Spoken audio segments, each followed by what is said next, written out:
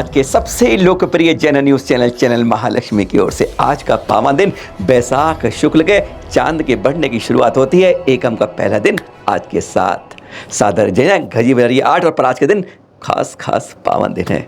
आज हमारे 17वें तीर्थंकर का छठे चक्रवर्ती का और 13वें कामदेव का भी जन्म तप और मोक्ष कल्याणक है। ऐसे पावन दिन शुरुआत करें आज हम।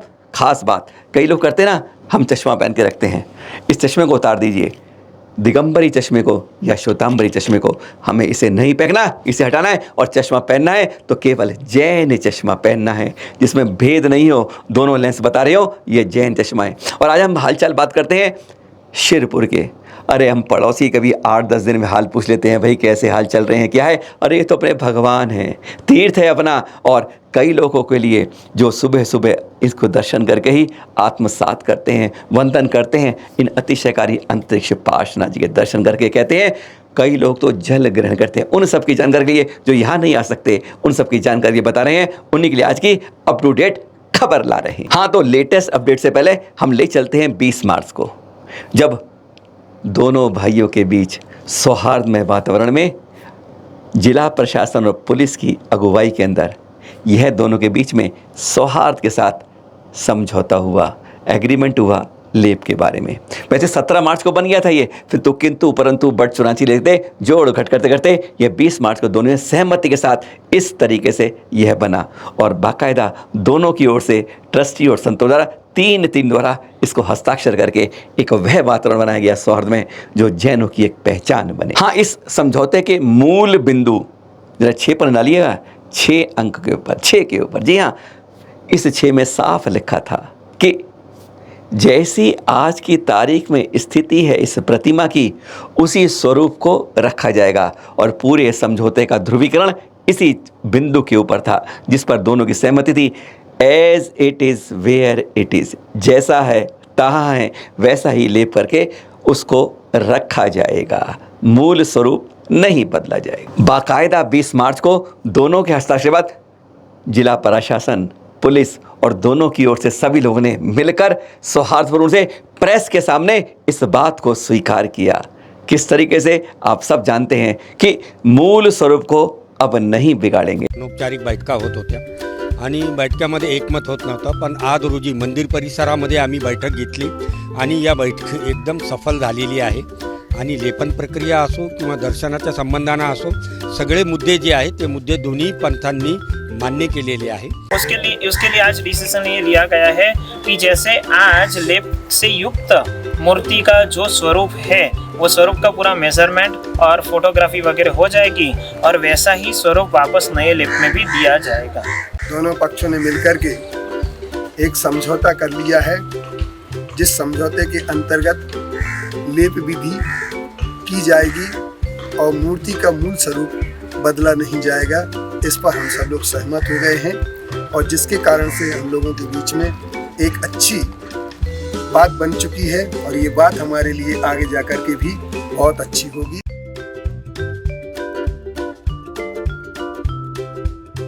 फिर लेप की क्रिएशन होने वाले धड़ाधड़ फोटो वीडियो, इस एंगल से उस एंगल से, आगे से पीछे से, नीचे से ऊपर से धड़ाधड़ खींचे गए, रिकॉर्ड बनाया गया, बाकायदा ने पैमाइश हुई, अंग की उपांग की, कितने बड़े हैं, कैसे हैं, सब कुछ रिकॉर्ड दर्ज। और फिर 23 मार्च को इन विधिवत क्रियाओं के बाद पहले चरण के लेप की विधिवत रूप से शुरुआत की गई।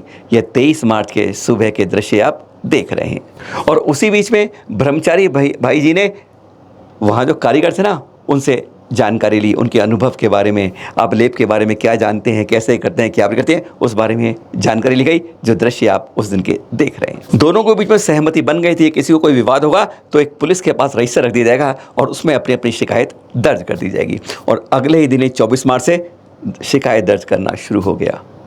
4 शिकायतें दर्ज की गई।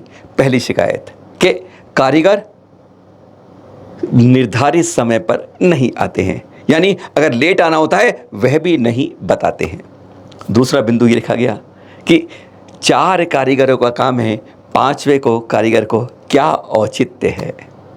तीसरा बिंदु यह लिखा गया कि 5 कारीगर होने से वह सीसीटीवी के जो कैमरा लग रहा है उसके सामने खड़े हो जाते हैं लेप की क्रियाएं क्या हो रही हैं यह दिखता नहीं है, केवल वह उसके सामने क्या जानबूझकर खड़े होते हैं। और फिर चौथे बिंदु पे बात को इंगित किया गया दूसरे पन्ने के ऊपर। उसमें पूछा गया कि कारीगर कौन सा द्रव्य लगा रहे हैं, कौन सा द्रव्य निकल रहा है, इसकी जानकारी मिल जाए, यह भी अनुरोध किया गया। और नीचे हस्ताक्षर कर दिए गए और नीचे बाकायदा उसको मराठी में भी रूपांतरित करके लिख दिया गया। अंदर कैमरे ले जाने की परमिशन बंद हो गई थी, चाहे दर्शक के रूप में भक्त आ रहे हो या कोई और हो। इसलिए 26 मार्च को शिकायत दर्ज की गई कि तुषार भैया जी सुबह 10:20 पर शाम को 4:20 से 4:20 में कैमरा लेकर फ़ोटो खींच रहे थे। क्या उनको यह परमिशन दी गई? सवाल उठाया गया कि जब सबको बंद किया गया है तो वह कैसे कैमरा लेकर अंदर चले गए और फ़ोटो खींच रहे थे। और फिर 27 मार्च सुबह 10:25 पर ब्रह्मचारी धीरज भैया ने एक गंभीर शिकायत रजिस्टर में दर्ज कर दी, जो आप यहाँ देख रहे हैं एक्सक्लूसिव रूप से चैनल महालक्ष्मी की ओर से। क्या शिकायत दर्ज की थी कि एग्रीमेंट तय हुआ था कि मूल स्वरूप से कोई छेड़छाड़ नहीं होगी, जैसा 20 मार्च को है वही रखा जाएगा।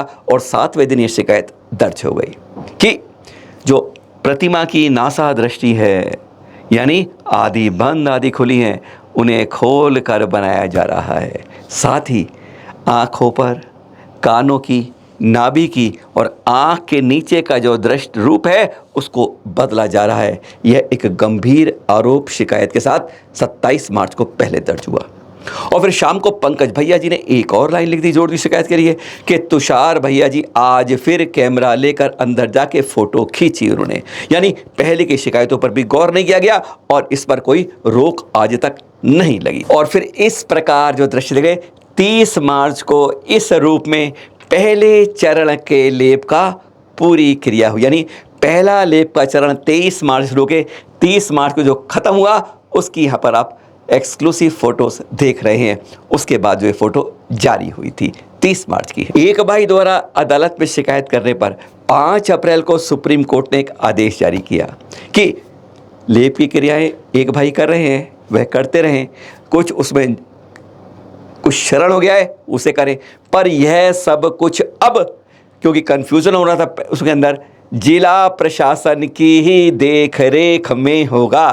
अनुबंध में क्लियर था, मूल स्वरूप बदलेगा नहीं, पर अब जिला प्रशासन देखरेख में उस कार्य किया जाएगा। तो इसके लिए कुछ दिन विधि कर्म होने लगी, कुछ टाइम लग गया, जिला प्रशासन को नियुक्त किया गया और फिर आगे की लेप की कार्यवाही इसके बाद शुरू हुई। फिर पृष्ठ 13 पर जो देख रहे हैं आप, पंकज भैया जी ने और एक गंभीर शिकायत लिख दी कि अब कारीगर लोग मोबाइल लेकर जाते हैं, बाकायदा वहाँ फ़ोटो खींचते हैं, फिर लेप के दौरान ही बाहर आते हैं, कुछ दिशा निर्देश लेकर जाते हैं, यानी वह निष्पक्षता रहने की बात नहीं रहती है और फिर आगे जाके लेप शुरू करते हैं।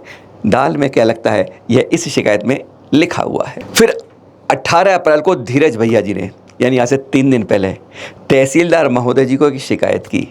अनुरोध किया कि पहले भी आपसे कहा था कि वह कौन सा सूखा पाउडर और लिक्विड इस्तेमाल कर रहे हैं द्रव्य के रूप में, वह शुद्ध वस्तु है या कोई केमिकल तो नहीं है।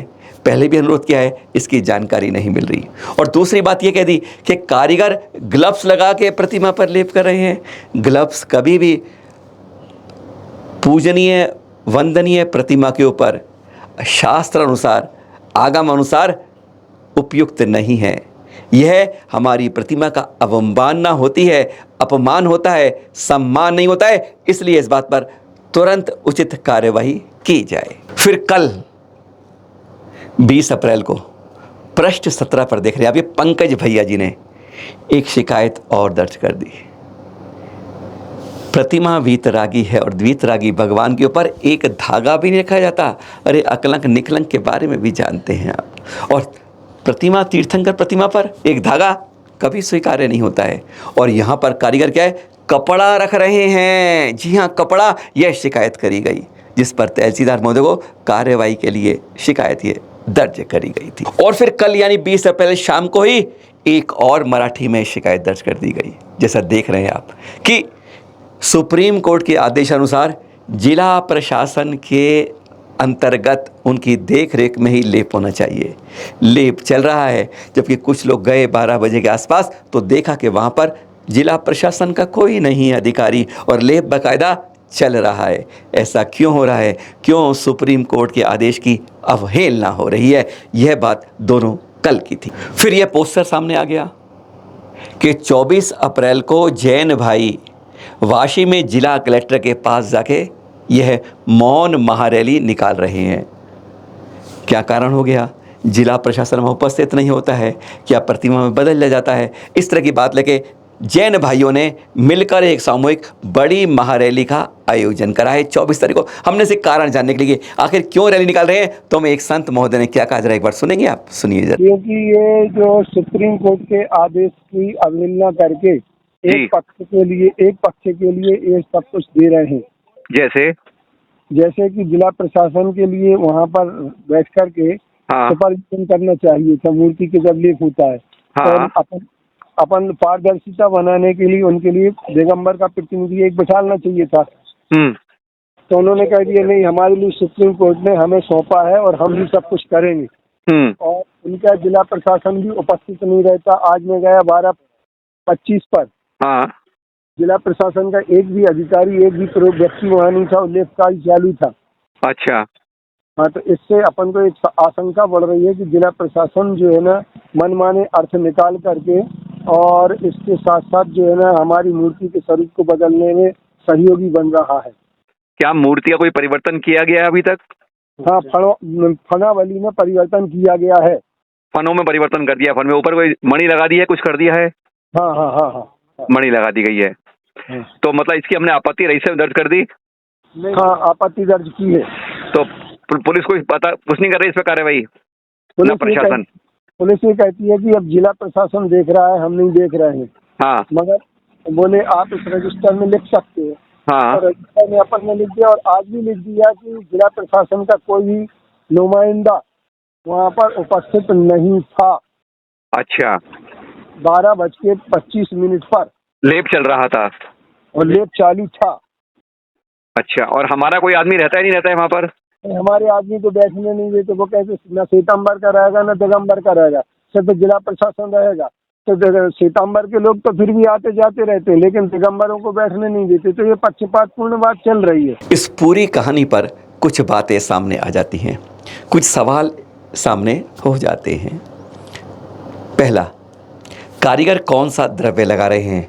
वह शुद्ध द्रव्य है, उसमें कोई केमिकल तो नहीं है? और क्या द्रव्य निकल रहा है? दूसरी बात, कारीगर ग्लव्स का उपयोग कर रहे हैं लेप लगाने में इस वीतरागी प्रतिमा पर।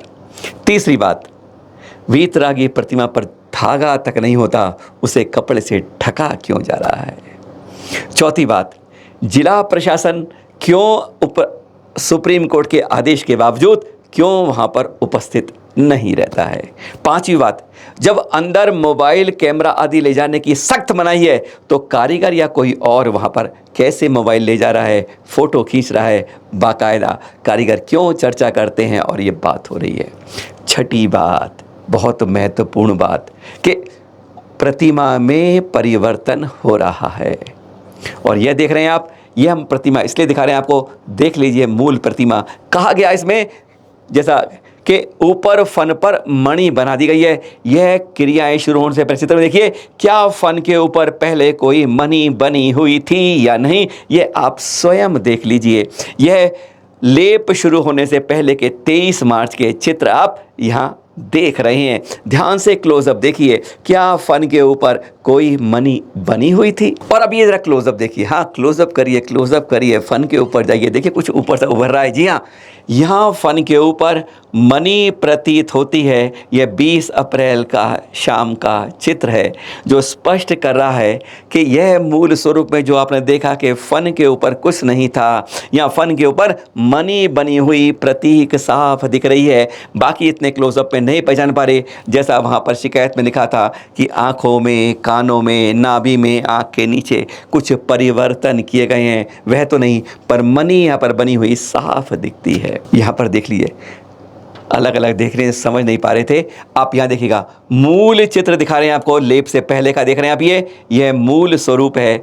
और दूसरी तरफ आपको दिखाया जा रहा है कि यह 20 अप्रैल को दूसरे चरण के लेप के समय का चित्र है। दोनों में देख लीजिए, फ़र्क समझ आ रहा है या नहीं आ रहा है, यह आपकी नज़र बताएगी।